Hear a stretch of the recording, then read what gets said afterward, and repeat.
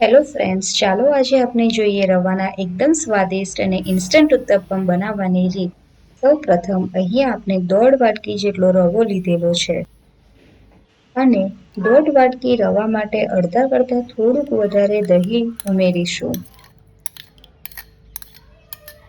અહીંયા આપણે 1.5 ચમચી જેટલું મીઠું ઉમેરીશું. હવે આ બધાને સારી રીતે મિક્સ કરી લઈએ. હવે બેટર બનાવવા માટે જરૂરિયાત પ્રમાણે થોડુંક પાણી ઉમેરતા જઈએ.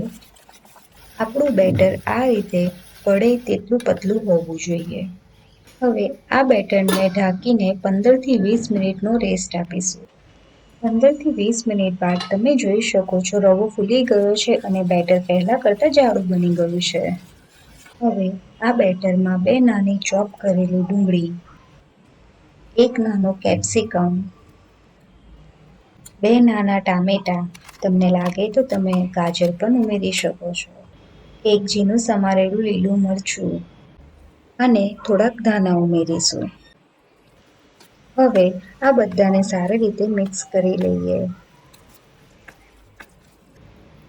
અત્યારે આપણું બેટર થોડુંક જાડું છે, તો તમને જરૂરિયાત લાગે તો થોડુંક પાણી ઉમેરી શકો છો.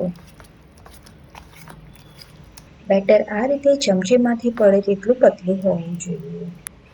ત્યારબાદ તેમાં 1 ચમચી મરચું, અડધી ચમચી ગરમ મસાલો, 1.5 ચમચી ધાણા જીરું, 1 ચમચી ઓરેગાનો, અડધી ચમચી ચીલી ફ્લેક્સ અને અડધી ચમચી ચાટ મસાલો ઉમેરીશું. હવે આ બધાને સારી રીતે મિક્સ કરી લઈએ. અહીંયા તમને જરૂર લાગે તો વધારે મીઠું ઉમેરી શકો છો. ત્યારબાદ વઘાર કરવા માટે 3 ચમચી જેટલું તેલ લઈશું. તેલ ગરમ થઈ ગયા બાદ જીરું અને લીમડી નાખીને તેને બેટરમાં ઉમેરીશું. આ વઘાર ઉત્તપમનો સ્વાદ બમણો કરે છે. હવે આપણું બેટર રેડી છે.